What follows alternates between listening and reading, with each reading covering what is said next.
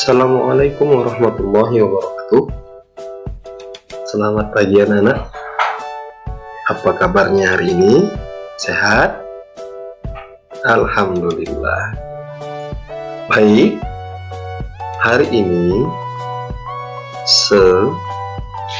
dan kita semua akan membahas tentang Asmaul Husna.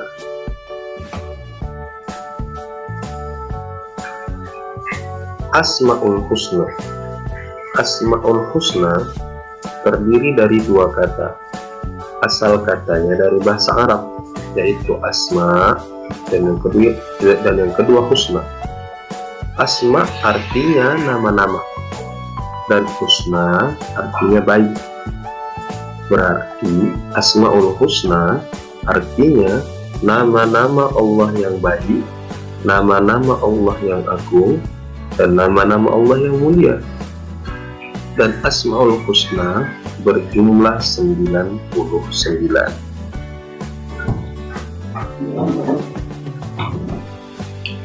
Dan pada kesempatan hari ini kita hanya membahas 4 hal, yaitu tentang Al-Mu'id, tentang Al-Hayyu, tentang Al-Qayyum, dan Al-Ahad. Nah, berikutnya kita mempelajari contoh perilaku. Contoh perilaku Al-Hayyu, Al-Mu'id, Al-Qayyum, dan Al-Ahad. Al-Hayyu, contoh perilakunya ketika kita mempelajari Al-Hayyu, maka diharapkan kita sebagai manusia mampu menggunakan waktu sebaik mungkin, tidak menghabis-habiskan waktu dengan hal-hal yang tidak berguna, tidak bermanfaat. Diisi kegiatan kita dengan hal-hal positif dan terutama beribadah kepada Allah. Dan yang kedua adalah ketika kita mempelajari Al-Hayyu, sikap perilaku yang harus melekat pada diri kita adalah giat dalam beribadah. Beribadah apa sih?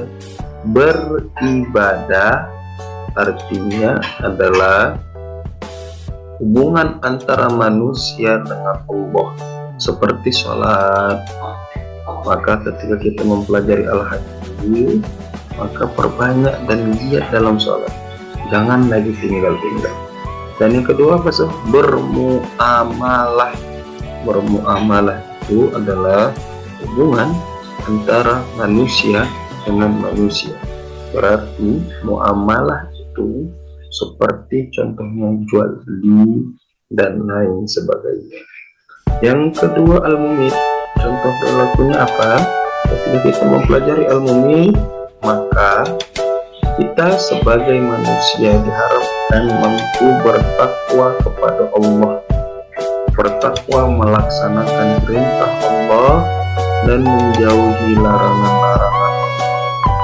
Dan yang kedua adalah mampu mengendalikan hawa nafsu. Ketika kita belajar Al-Mu'id, kita harus kontrol nafsu kita. Kita harus tahu mana yang baik, mana yang buruk, mana yang boleh dilakukan dan yang tidak boleh dilakukan.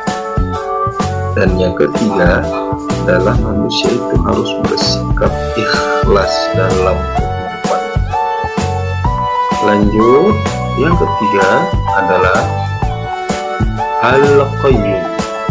Al-Qayyum itu ketika kita belajar Al-Qayyum, maka kita menjadi anak yang mandiri, tidak lagi sikit-sikit dibantu orang tua, tidak. Dan yang kedua, ketika kita belajar Al-Qayyum, kita diharapkan jadi anak yang optimis, tidak mudah putus asa, yakin atas apa yang kita usahakan, optimis. Dan yang ketiga, rajin baik itu melaksanakan perintah Allah dan rajin dalam melaksanakan kewajiban sebagai anak. Contoh, membantu orang tua, mengerjakan PR, dan lain sebagainya. Dan yang terakhir, contoh perilaku yang harus kita teladani adalah Al-Ahad. Apa contoh perilakunya sih? Yang pertama, selalu memohon ampun kepada Allah. Jangan pernah meminta kepada Tuhan yang lain selain Allah. memohon hanya kepada Allah, meminta hanya kepada Allah, maka yakinlah ketika kita memohon, berdoa, maka disitulah pertolongan Allah akan datang.